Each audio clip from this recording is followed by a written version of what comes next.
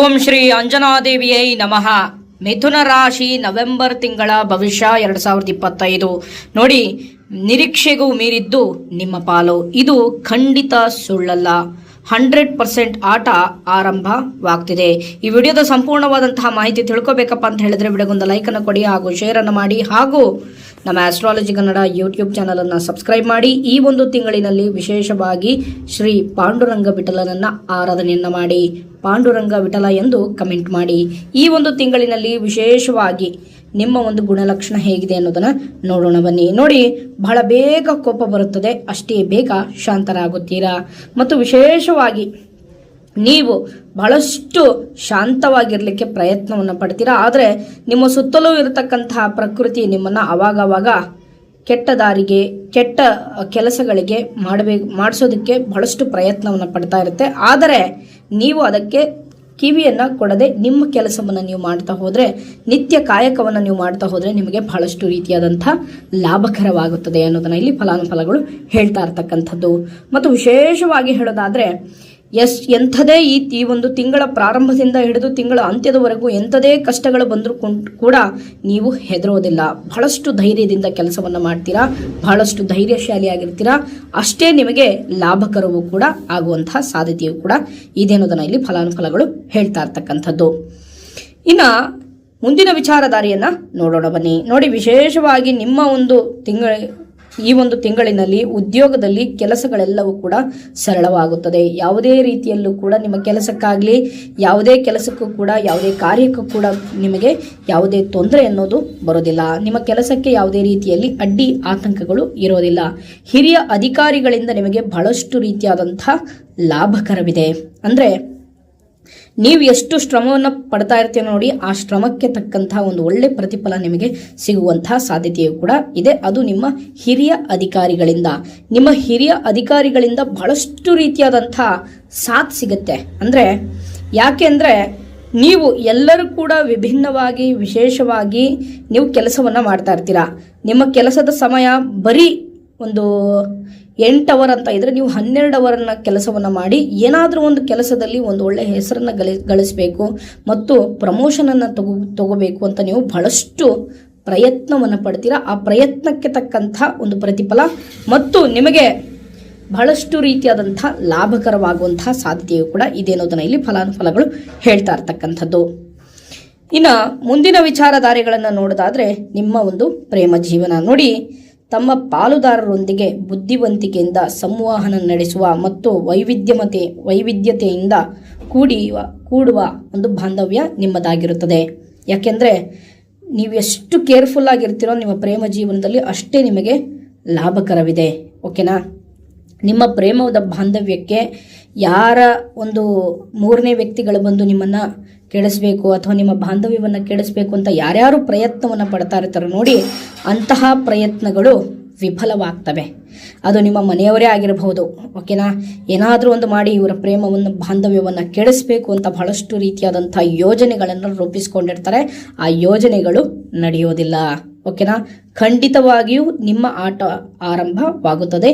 ನೀವು ಇಚ್ಛೆ ಪಟ್ಟರೊಟ್ಟಿಗೆ ನೀವು ವಿವಾಹ ಆಗ್ತೀರಾ. ಅದು ನಿಮಗೆ ಸುಖ, ಶಾಂತಿ, ನೆಮ್ಮದಿಯ ಜೀವನವೂ ಕೂಡ ಇರುತ್ತದೆ.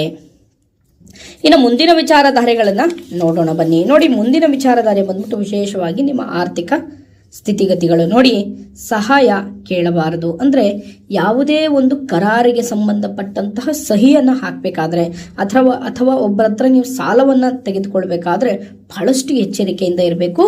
ಅದಕ್ಕೋಸ್ಕರ ನಾನೇನು ಹೇಳ್ತಾ ಇದ್ದೀನಿ ಅಂದರೆ, ಯಾವುದೇ ಕಾರಣಕ್ಕೂ ಯಾರೊಟ್ಟಿಗೂ ಕೂಡ ಆದಷ್ಟು ಸಾಲವನ್ನು ಕೇಳಲಿಕ್ಕೆ ಹೋಗಬೇಡಿ.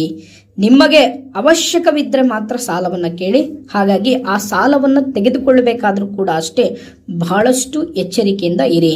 ಯಾಕೆಂದರೆ ಒಂದು ತಿಂಗಳ ಕಷ್ಟ ಅಂತ ನೀವು ಹೇಳಿ ಸಾಲವನ್ನು ತೆಗೆದುಕೊಳ್ತೀರಾ, ಅದು ವರ್ಷವಿಡೀ ನಿಮಗೆ ಸಾಲದ ಋಣದಲ್ಲಿ ಮತ್ತು ಸಾಲದ ಕಂಟಕದಲ್ಲಿ ನೀವು ಸಿಕ್ಕಾಕೊಳ್ಳಬಾರದು ಅನ್ನೋದನ್ನು ನಾನು ನಿಮಗೆ ಹೇಳ್ತಾ ಇರ್ತಕ್ಕಂಥದ್ದು. ಹಾಗಾಗಿ ಸಾಲವನ್ನು ತೆಗೆದುಕೊಳ್ಬೇಕಾದ್ರೆ ಎಚ್ಚರಿಕೆಯಿಂದ ಇರಿ. ಮತ್ತು ನಿಮ್ಮ ಯಾವುದೇ ಹಣಕಾಸಿನ ಸಮಸ್ಯೆ ಇದ್ರೂ ಕೂಡ ದೂರವಾಗುವಂತಹ ಸಾಧ್ಯತೆ ಇದೆ. ಗುರುಗಳೇ, ಬಹಳಷ್ಟು EMIಗಳನ್ನು ಹಾಕೊಂಡ್ಬಿಟ್ಟಿದ್ದೀನಿ, ಆ EMIಗಳಿಂದ ಆದಷ್ಟು ಹೊರಗಡೆ ಬರ್ತೀನಿ ಅಂತ ಕೇಳಿದ್ರೆ ಖಚಿತವಾಗಿಯೂ ಹೊರಗಡೆ ಬರ್ತೀರಾ. ಆದರೆ ಹೊಸ ವಸ್ತುಗಳನ್ನು EMI ರೂಪದಲ್ಲೇ ತಗೊಳ್ಳಿಕ್ಕೆ ಹೋಗಬೇಡಿ. ನಾನು ಅವಾಗಲೇ ಹೇಳ್ದಂಗೆ ಸಹಾಯ ಕೇಳಬಾರದು ಅನ್ನೋದನ್ನ ಇದೇ ವಿಚಾರಕ್ಕೋಸ್ಕರ ಅವಶ್ಯಕವಿದ್ದರೆ ಮಾತ್ರ ಅದನ್ನು ನೀವು ತೆಗೆದುಕೊಳ್ಳಿ, ಅನವಶ್ಯಕವಾದಂಥ ದುಂದು ವೆಚ್ಚವನ್ನು ಮಾಡಲಿಕ್ಕೆ ಹೋಗಬೇಡಿ ಅನ್ನೋದನ್ನ ಇಲ್ಲಿ ಫಲಾನುಫಲಗಳು ಹೇಳ್ತಾ ಇರ್ತಕ್ಕಂಥದ್ದು. ಆರ್ಥಿಕ ಸ್ಥಿತಿಗತಿ ಕೂಡ ಬಹಳಷ್ಟು ಉತ್ತಮವಾಗಿದೆ, ನಿಮ್ಮ ಆರ್ಥಿಕ ಸಮಸ್ಯೆಯು ಕೂಡ ದೂರವಾಗುತ್ತದೆ.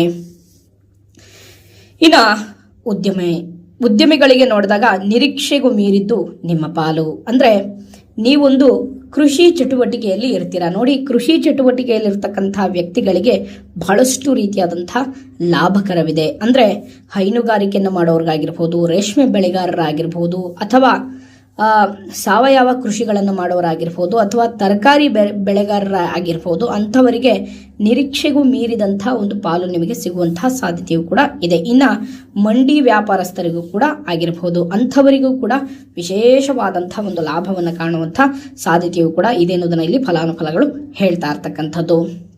ಇನ್ನು ವಿಶೇಷವಾಗಿ ಹೇಳೋದಾದ್ರೆ ನಿಮ್ಮ ವ್ಯಾಪಾರದಲ್ಲಿ ಲಾಭವಿದೆ, ಯಾವುದೇ ರೀತಿಯಾದಂತಹ ನಷ್ಟ ಅನ್ನೋದಿಲ್ಲ. ನಿಮ್ಮ ಏನೇ ಒಂದು ಕಷ್ಟಗಳಿದ್ರೂ ಕೂಡ ಅದೆಲ್ಲ ಕಷ್ಟಗಳಿಂದ ಹೊರಗಡೆ ಬಂದು ಹೊಸ ಬದುಕು ಹಾಗೂ ಹೊಸ ಜೀವನವನ್ನು ಪ್ರಾರಂಭವನ್ನು ಮಾಡುವಂಥ ಒಂದು ಹೊಸ ಅವಕಾಶವೂ ಕೂಡ ಸಿಗುವಂತಹ ಸಾಧ್ಯತೆ ಇದೆ.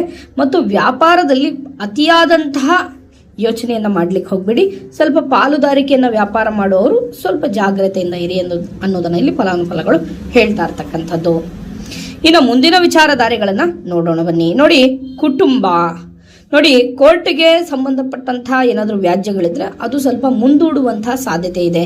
ಫ್ಯಾಮಿಲಿಗೆ ಸಂಬಂಧಪಟ್ಟಂತಹ ಒಂದು ಜಮೀನಿಗೆ ಸಂಬಂಧಪಟ್ಟಂತಹ ಒಂದು ಸಮಸ್ಯೆಗಳೇನಾದರೂ ಸಿಲ್ಕೊಂಡ್ಬಿಟ್ಟಿರ್ತೀರಾ, ಅಂತಹ ಒಂದು ಜಮೀನಿಗೆ ಸಂಬಂಧಪಟ್ಟಂತಹ ಒಂದು ಸಮಸ್ಯೆಗಳೇನಾದರೂ ತಿಳ್ಕೊಂಡಿದ್ರೆ ಅದರಿಂದ ಆ ಒಂದು ವ್ಯಾಜ್ಯಕ್ಕೆ ಸಂಬಂಧಪಟ್ಟಂಗೆ ಸ್ವಲ್ಪ ಡೇಟ್ಗಳೆಲ್ಲ ಮುಂದೂಡುವಂತಹ ಸಾಧ್ಯತೆಯೂ ಕೂಡ ಇದೆ. ಮತ್ತು ಗೃಹದಲ್ಲಿ ಸೌಖ್ಯವಿದೆ, ಯಾವುದೇ ರೀತಿಯಾದಂಥ ತೊಂದರೆ ಇಲ್ಲ. ಮತ್ತು ಬಹಳಷ್ಟು ಕುಟುಂಬದ ಬಗ್ಗೆ ಬಹಳಷ್ಟು ಆಲೋಚನೆಯನ್ನು ಹೊಂದುವಂತಹ ಸಾಧ್ಯತೆ ಇದೆ. ಮತ್ತು ಮಕ್ಕಳು ಬಹಳಷ್ಟು ರೀತಿಯಾದಂತಹ ಸಣ್ಣ ಪುಟ್ಟ ಸಮಸ್ಯೆಗಳನ್ನು ನಿಮ್ಮ ಮನೆಯಲ್ಲಿ ಮಾಡ್ತಾ ಇರ್ತಾರೆ.